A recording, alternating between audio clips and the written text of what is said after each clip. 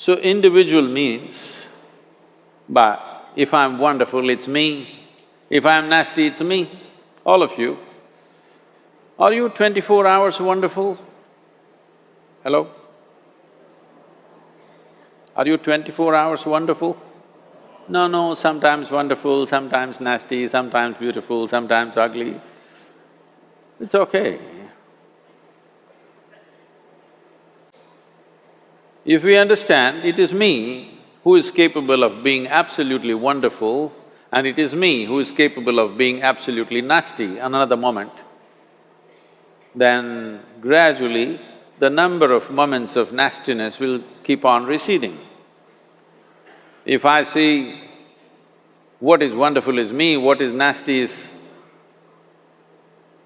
In India we have many words, it's my karma, what can I do? Now, you must fix this. Being an individual is very important, that means you're not further divisible. If I'm wonderful, it's me, if I'm nasty, it's me. If I succeed, it's me, if I fail, it's me.